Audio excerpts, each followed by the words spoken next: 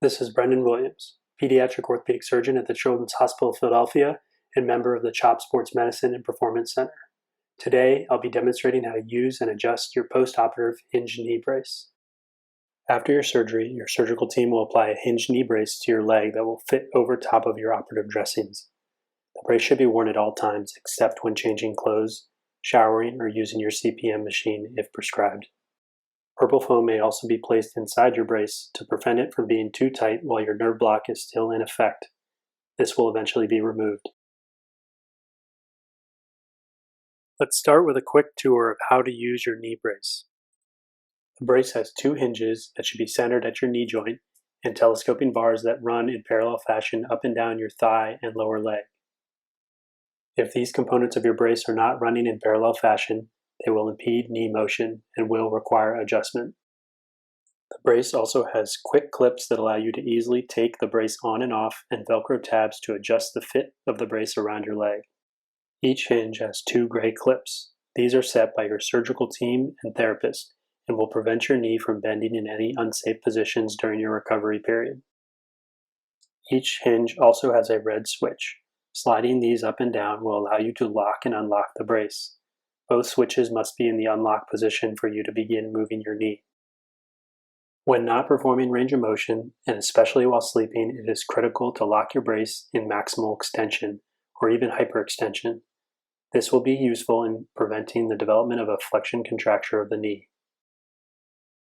For changing clothes and showering, the brace can be easily removed and reapplied using the quick clips. To remove the brace, start with your leg fully supported and extended. Make sure the brace is locked to help with reapplying the brace later on.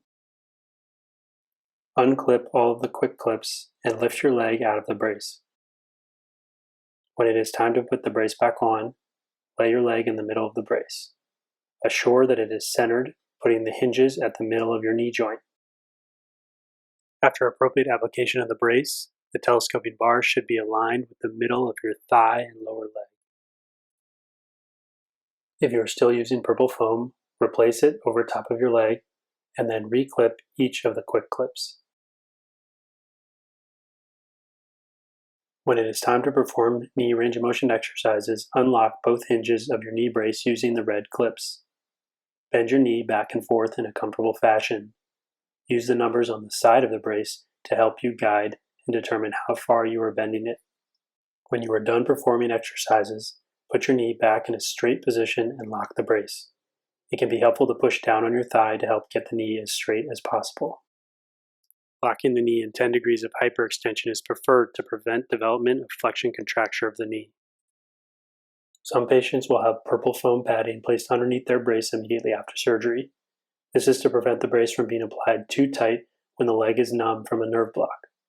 After the nerve block resolves and your feeling is back to normal, you may remove the purple foam and adjust your brace to fit snugly around your leg. To remove the foam padding and adjust the brace, start by making sure the hinges are centered at your knee joint and your knee can bend freely.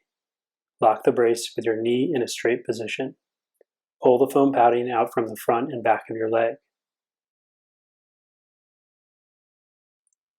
Center the brace around your leg and reattach the quick clips. Remove the slack from the straps behind your leg by adjusting the Velcro hinges along the side of the brace. Finally, remove the slack from the straps in the front of your leg by unvelcroing the tabs and pulling.